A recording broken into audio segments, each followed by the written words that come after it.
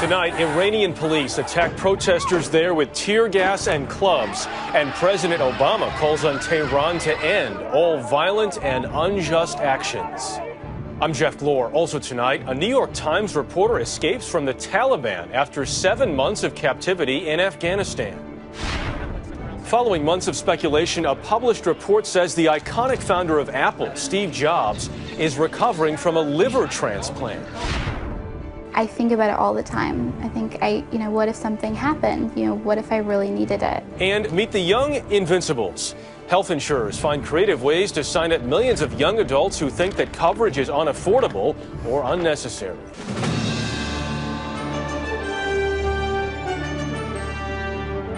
This is the CBS Evening News with Jeff Glor. Good evening. We begin tonight with the turmoil inside Iran, where thousands of protesters told to stay off the streets defied government orders. Here's what we know tonight. Police fired tear gas and water cannons on as many as 3,000 demonstrators in Tehran. President Obama issued his strongest warning yet on the Iranian government crackdown, and a suicide bomber at a shrine to Ayatollah Khomeini reportedly killed at least 2 people. Today's march took place near major squares named for revolution and freedom. Elizabeth Palmer is in Tehran with more. Riot police flooded the streets near Tehran University, spoiling for a fight. Protesters gathered on one of the city's main avenues, chanting "Death to the dictator." And then, as police helicopters hovered overhead, the security forces waded in with tear gas, stun grenades, water cannons, and truncheons. The protesters retaliated with stones. One man described by phone what happened to him. They use some machines that throw the water in people, and then they attack us with buttons. I myself, they make very, very heavy beat on my head. I was bleeding. It's estimated today's crowd was 2,000 to 3,000 strong. But many young people who wanted to join in were turned back by the police before they got anywhere close. Eventually, the threat of more violence forced the protesters to retreat and scatter, but it was a remarkable show of defiance, given that Iran's supreme leader laid down the law yesterday at a special Friday prayer service. No more protests, he ordered. Election results come from the ballot box, not the street. It was a reference to the mass demonstrations that went on all last week. In attendance at prayers was the core of Iran's Islamic establishment. Front and center, President Mahmoud Ahmadinejad, whose landslide election sparked the demonstrations. Opposition politicians, including the favorite reform candidate Mir Hossein Mousavi, accused the government of massive fraud. In spite of today's violence and the warning from the Ayatollah, Mousavi isn't backing down. In a letter to the government today, he's calling for last week's vote to be annulled. The only solution, says Mousavi, is for the government to call a new election. And there was a fresh statement from Mr. Mousavi this evening through the semi-official Fars news agency. He said to his supporters he'd always be by their side, and then went on to warn the Islamic State it might face dangerous consequences if it didn't allow these, what he called, legal rallies. Jeff? Elizabeth, we've also seen this statement tonight now from a general in Iran saying that up until now he feels the government has been lenient. But as of tomorrow, they're going to get serious with protesters. Have you seen any indication of how people will react to that? Every day brings fresh surprises. Today, it was remarkable that although the riot police and the Basij were violent, they weren't using, as far as we know, live ammunition. So there's room for escalation here, there's no question. All right, Elizabeth Palmer in Tehran tonight. Elizabeth, thank you. President Obama's call today for an end to the Tehran crackdown follows days of criticism that he hasn't been outspoken enough. So here to help us put the week in focus is Chief Washington Correspondent and Face the Nation anchor Bob Schieffer. Bob, good evening to you. The president's words or not words have been parsed every which way all week long. Is he saying too much? Is he not saying enough? What do you make of this latest statement?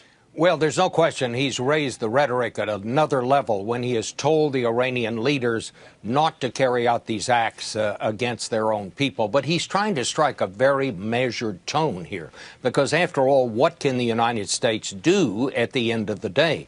If he urges these protesters to sort of storm the Bastille, as it were, and thousands of people are killed, then what does the United States do next? What happens after that?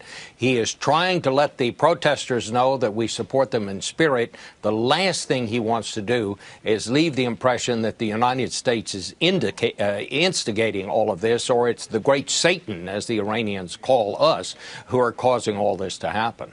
I think a lot of people are asking, Bob, if there is that sort of seminal moment, that Tiananmen Square that takes place in Iran, what does the U.S. do then? I don't think there's any answer to that question at this point, Jeff. This is a very, very dangerous situation. You know, there's not much that the United States can do. Would we send in troops? I think that's highly unlikely. And so that is why the president is striking such a measured tone. He knows in the end that his options are fairly limited here, I think. Meanwhile, Bob, I know we have a big morning coming up on FACE tomorrow, a big guest. Can you tell us about that?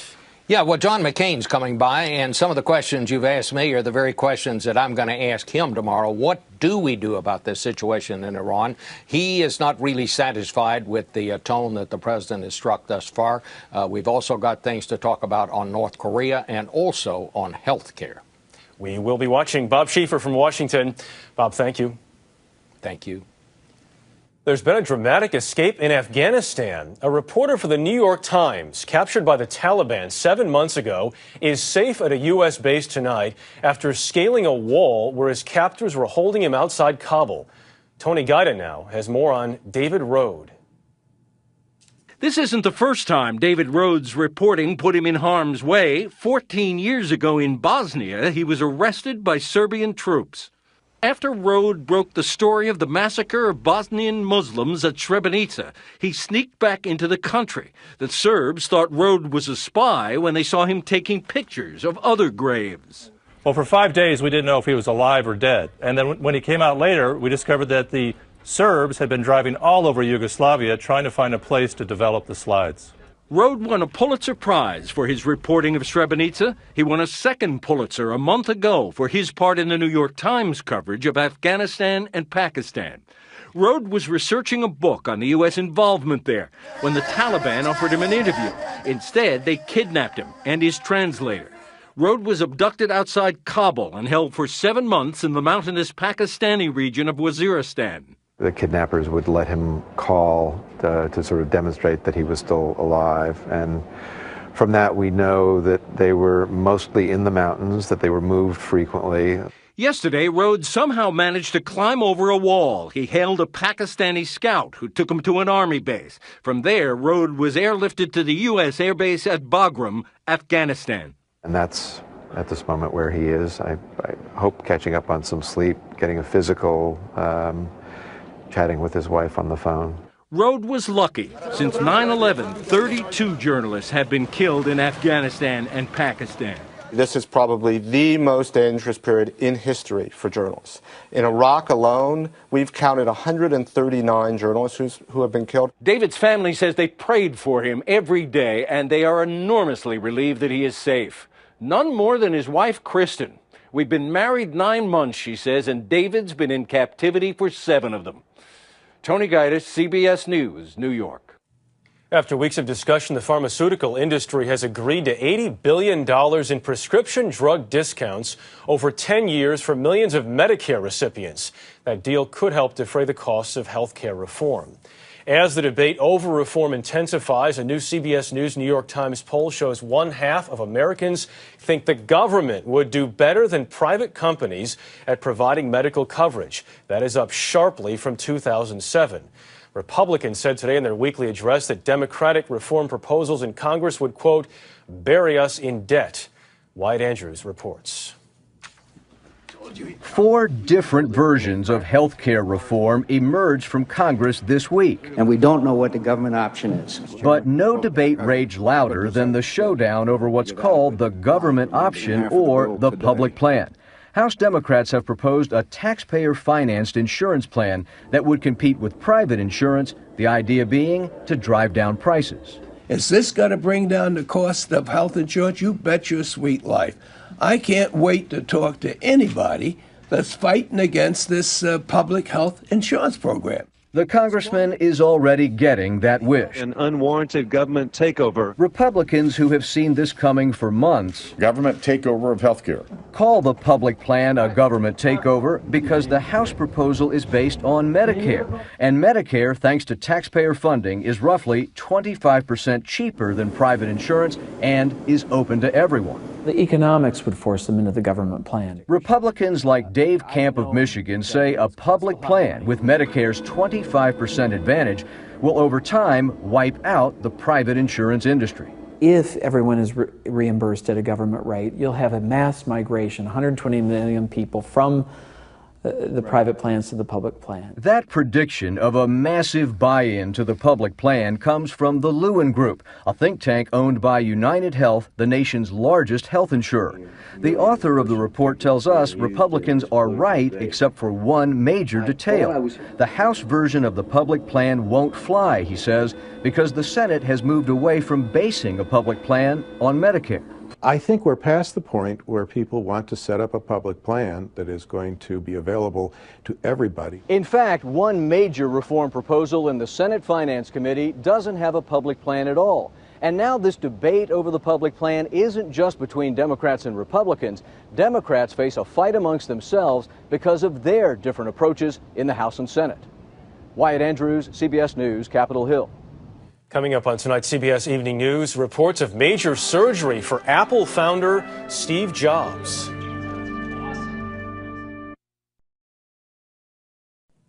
He is the man behind iPods, the iPhone, and Apple Computer. Steve Jobs, perhaps the most discussed and most mysterious leader in the business world today. And today, the Wall Street Journal is reporting that Jobs had a liver transplant. Science and technology correspondent Daniel Seberg has more. We're going to make some history together today. Rarely in history has one man's vision defined a company the way Steve Jobs has defined Apple. Well, obviously, Steve Jobs has a huge influence on Apple because he is Apple. So his influence permeates everything. And while they are doing a good job in his absence, you know that they want him back. The Apple CEO is reportedly on the mend after receiving a liver transplant in Tennessee 2 months ago. In January, Jobs said he was suffering from a hormone imbalance and appeared thinner in public when he announced he was stepping away from daily duties. He also battled pancreatic cancer in 2004. Enjoy your media. Doctors who have not treated Jobs but are familiar with his rare form of pancreatic cancer tell CBS News that the liver transplant could give Jobs many more years of life. A deeply private person, Jobs has not said much about his health problems. But in 2005, speaking before students at Stanford, Jobs was uncharacteristically reflective after recovering from cancer treatment. No one wants to die. Even people who want to go to heaven don't want to die to get there. And yet, death is the destination we all share. And that is as it should be, because death is very likely the single best invention of life. It's life's change agent. The latest iPhone was released on Friday. And a return from Jobs would be especially welcome now, since Apple is facing increased competition from Palm with its Pre and Research in Motion with its line of smartphones. Investors will be closely watching what Jobs does. I think he wants to leave everything in the hands of the folks that are running it right now, and we'll see him come back in his own time. As a matter of fact, When Jobs stepped away from Apple back in January, he said he'd return to the office by the end of June. Following this reported liver transplant, he now appears ready to do just that. Jeff? Daniel Seberg, we know you'll be watching. Absolutely. Thank you very much. All right, next up on tonight's CBS Evening News, what to do about America's 13 million uninsured young adults.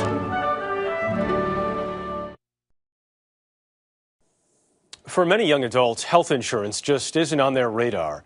But a serious illness or accident can be a disaster. Now, there's an affordable option, as Priya David reports in our series, Prescriptions for Change. 27-year-old Jamie Dorr is a waitress who moved to New York City with dreams of becoming an actress and very little cash. she rarely thought about health insurance. I just can't afford independent health insurance right now. Insurers call people like Jamie the young invincibles, 19 to 29-year-olds who don't get health insurance with their jobs and don't carry individual coverage, often because they consider it a major expense they can live without. Across America, there are 13.2 million young invincibles, who make up 30% of all uninsured, a number that's expected to climb in this economy. With more and more people losing their jobs, people are really having trouble maintaining their health insurance. But the average monthly premium for private insurance for this age group is $400 to $500 per month. I don't foresee in my future being able to pay for independent health insurance.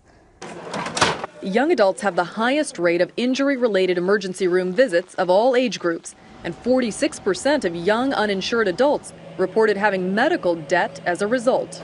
To entice more young people to purchase health insurance, one company is offering far cheaper plans in 6 states, including California. They're literally one accident away from having their future impacted by a costly accident. Richard White, an executive at WellPoint Blue Cross Blue Shield, oversees a plan specifically designed to attract young invincibles. Called Tonic, the plan offers 3 low-cost options, ranging from $70 to $120 per month, which all include basic preventive care. They allow 4 doctor and emergency room visits annually with low copayments and dental and vision coverage. For anything else, there's a high deductible of $5,000. Steep but catastrophic injury or disease care can run into the tens of thousands. It was enough to lure Joe San Roman, a framing contractor from California who spent his early 20s without health insurance. So it's worth it to pay that little bit of money every month and then be able to go to the doctor when you need to. So far, Tonic is only available in these 6 states, but the company is working to expand into all states where Blue Cross Blue Shield already operates, including New York. I'm not a doctor. I don't know if I'm really sick, and I don't want it to get to the point where one day I finally go in and they're like, it's too late. A fear Jamie feels she can't escape, because for her, the price tag for health insurance remains out of reach. Priya David, CBS News, New York. Still ahead on tonight's CBS Evening News. Love and marriage in a time of recession.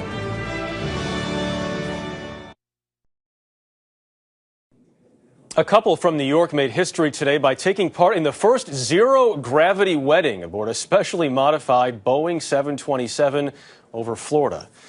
That couple notwithstanding, the gravity of the economic slowdown is causing many other couples to add something new to their vows, a promise to part with a lot less of their money. Thalia Shuris has a guide tonight to weddings on a budget. From the gowns and tuxes to the cake, a couple's wedding is often a fantasy fulfilled. Not this wedding season. You want to start? For couples like Kiva Moy and Jeff Scrivener, the recession is squeezing out the romance. Here we are, all blissfully happy, wanting to get married and going, I don't have as much as I thought I did. Tight savings and a short period of unemployment have forced them to stick to a $5,000 budget, honeymoon included. So no band, fewer guests. We wanted between 100 and 150. We've cut that back to 75. And plenty of bargain hunting. And it retailed at $1,000, and I got it online for $299. Can you believe that? Kiva and Jeff are not alone. Are brides cutting back and bridegrooms? They're definitely cutting back. They're cutting back in so many different ways. Wedding planner Sharon Lewis says attendance at her shows has shrunk, and research shows a quarter of brides-to-be plan to slash their budgets in half.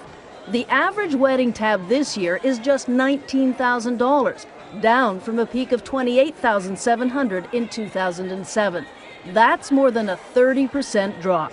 We've cut our price points from the year prior by about 30%. Even high-end designers like Vera Wang are feeling the pinch.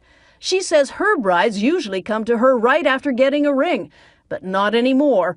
They're shopping around instead, and many are spending less. One would think that maybe bridal would be the last to suffer, but it really has suffered, I think, for the whole industry. Still, Kiva Moy is looking past the wedding planning woes and finding blessings in a smaller bash. What's more important is, spending that money into making sure that our marriage lasts. Oh, see, thank you.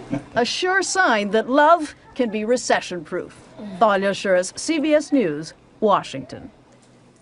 That is the CBS Evening News tonight. Russ Mitchell will be here tomorrow night. I'm Jeff Glor, CBS News in New York. Good night.